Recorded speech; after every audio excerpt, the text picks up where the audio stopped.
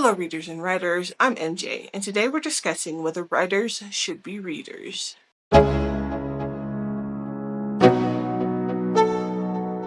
Narrative styles can be found in all sorts of mediums, including movies and video games, just to name a few. While all of these have value, I still encourage writers to read in the medium in which they write, and I will talk more about why that is. Reading makes you a better writer. When you pick up a book, you pay attention to what works in that story. You see how the author puts their sentences together, how they create their characters to be so hauntingly vivid that they will never leave you. You see how they build their worlds so that they are complex and engaging. As you read, you are picking up on all of these and learning to bring it back to your own novel, or short story, or poetry, whatever you write. Even better is to be conscientiously thinking about what was done in a piece of writing and how that was created. Every time you pick up a book or a story or a poem, you are growing as an author. Writing can also make you a better reader. As you learn to take apart your own stories, to dissect them and piece them back together, you are then also doing this to other stories as well. It helps you to evaluate what you are reading better than you could before. But this, in turn, helps you to be an even better writer. As you continue to use these skills in others' writing, you can then take what you have learned back to your own writing. Are there such things as good books and bad books? Ultimately, yes. While there may be constructive conversations about what makes a good book, there are inherently bad books. These are ones that may as well have been written by first-gen AI or by someone pushing out words with no revisions. Regardless, each book plays a part in helping you to be a better author. If you read a book that has items that you admire, then you can learn from them and incorporate them into your own writing. If you read a book that has elements that you do not admire, then you can learn from that and not do that in your own writing. Please note that I am not suggesting that you copy or plagiarize another work or style. It is more taking something and making it your own. This sort of expression happens in art all the time. I read How High We Go in the Dark, and ever since, I've been plotting in the back of my head of how to utilize a similar structure.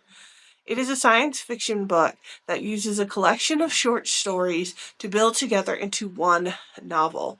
It was a fantastic structure, and while what I will ultimately create will be unique, it will be inspired by reading that book.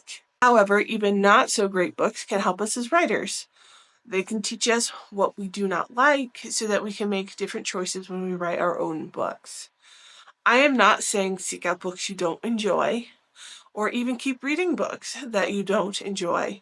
I'm saying to learn what you don't enjoy, what caused you to potentially put a book down, or not read another book by that author. And that is an important way to also grow. You do not have to go back and reread classics. Honestly, these may actually not be great inspiration for you at all, depending on what you write. Old cis white guys did not have all the answers. Picking up some staple classics in the genre you write is great, but it's also important to stay current on contemporary works. Beyond it helping you know what is currently popular and selling, it will keep you up to date with your peers. Other writers are not competitors. They are more like co-workers. We work together to create a great body of literature for readers. This also goes towards publication type. If you are or are working towards being traditionally published, then it's important to read what is being published by the publishing houses in what you are interested. If you are indie or self-published, you should read other indie self-published books to see what is happening in that area, and to also support your fellow indie authors. If you write fan fiction, then read other fan fiction. If you write poetry, read other poetry. Ultimately, the format in which you read doesn't necessarily matter. Read via audiobook, ebook, or print. For most genres and books, it doesn't matter. You can still process the structure of writing by listening to a book in audiobook format. Honestly, it may actually be better to do so. Have you ever read your book out loud to know what the words are saying? I do this all the time. Join one of my live streams to see. An audiobook does this for you. Research actually shows that you process audiobooks and print reading in the same way. And this is not true for how you process other narration styles such as movies and video games. I'm not knocking video games. I'm not knocking the narration of other styles. I think they're fantastic, and I ultimately do think you should consume them. However, unless you're specifically writing for video games, then it's not the genre in which you are producing. So if you write romance, you should be reading romance. If you write science fiction, you should be reading science fiction. Mystery and thrillers, read mystery and thrillers.